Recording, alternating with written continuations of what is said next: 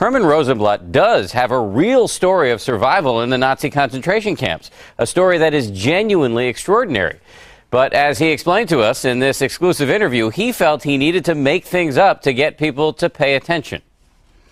It's the greatest love story we've ever told on this show. Oh my goodness! Herman Rosenblat received international attention for his story about being a hungry little boy in a Nazi concentration camp who was thrown apples every day by a little girl on the other side of the fence.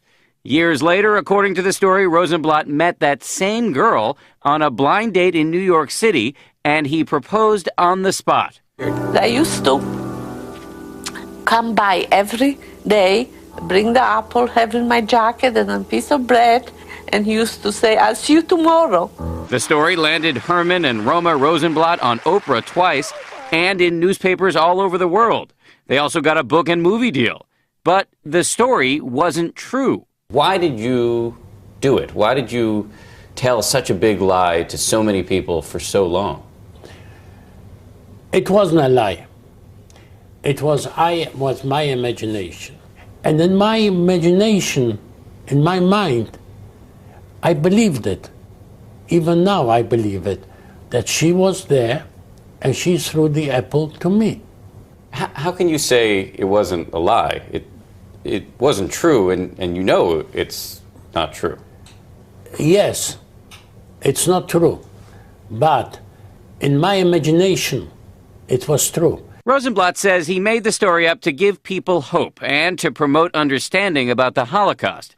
But members of his own family say his real motivation was money. So you were not motivated in any way by money? No. This is from your son. He said that he knew you were lying for years and he couldn't get you to stop. And here's his quote. "It was always hurtful. My father is a man who I don't know." How do you respond to that? I don't know. I can't respond to it.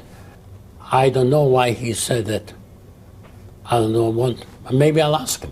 Herman and Roma Rosenblat told their false story publicly for more than a decade, but it all fell apart about 6 weeks ago after Holocaust scholars proved that it was physically impossible for prisoners to approach the fence at the concentration camp where Herman was kept, and that Roma's family was actually more than 200 miles away at the time. Why did your wife agree to go along with this? Did she ever express any reservations? Because she loves me.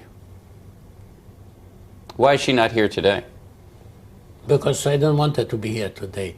It's too much going on.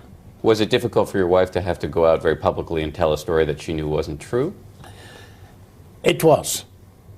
It was. But she loves me so much that if she thinks that's good for me, she'll go along with it. Rosenblat is remarkably unrepentant about his years of lying. I pronounce my love for you forever. When you look at that, does it make you uncomfortable at all? No. You think that was the right thing to do? Yeah.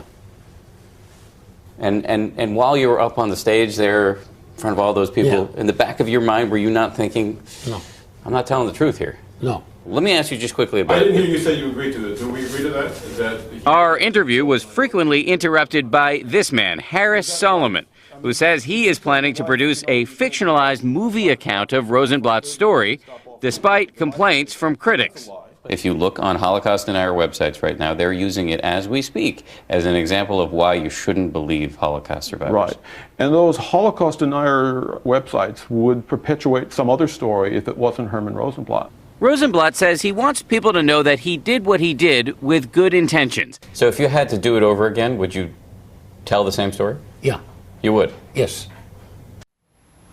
Rosenblat does say that he's sorry, but he's only sorry, he says, that people took the story, quote, the wrong way.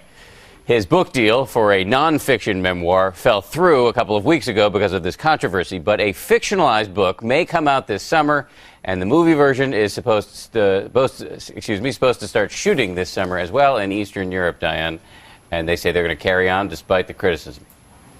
I simply don't know what to say. I mean, it's his imagination, but he knows it's not true. He says he made up a fantasy world, and he was living in that fantasy world.